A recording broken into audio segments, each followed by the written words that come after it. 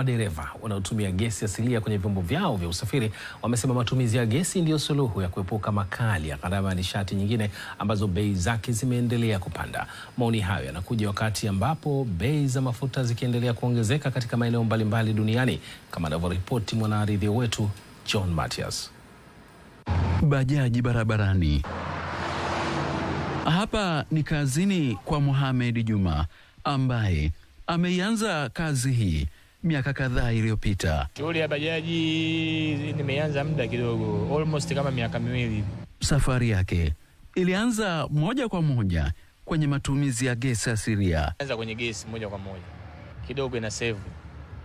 Kwa sababu kama huu mtungi hapa ukiwa empty kabisa ni 6 ya kujaza. Kwa hiyo ni kitu kwenye mapambano yako almost kama 50 hivi inakupatia. Dereva huyo anaamini gesi ndio suluhu ya kupunguza makali ya maisha, na hasa kwa madereva. Kwa sababu kama hivyo mafuta shambu lita kama hivyo almost kama 4,000 na si ndio? Hasa kama huu mtungi wa gramu 4 ukiujaza kwa 6 au si ina save. Kama ukipata 50 60 ina save.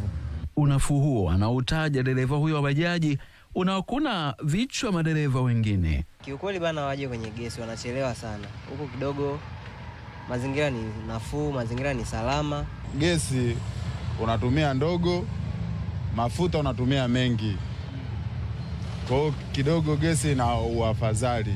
Katika mahojiano na TBC, mkurugenzi mtendaji wa shirika la maendeleo ya petroli Tanzania TPDC, Musa Mohamed Makame, ameeleza maendeleo ya ujenzi wa mradi wa bomba la mafuta ghafi Afrika Mashariki. Kiujumla tumefika 85%.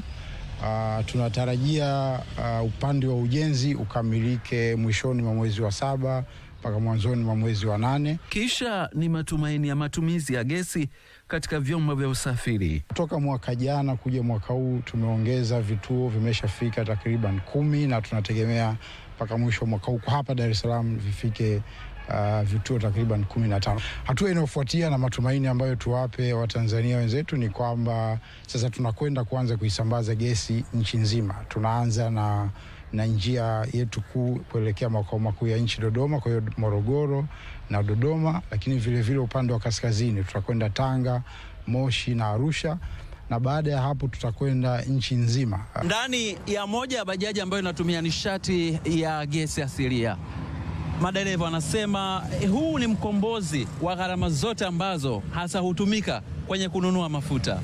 Nikiripoti kutoka Dar es Salaam, mimi ni John Matias, TBC.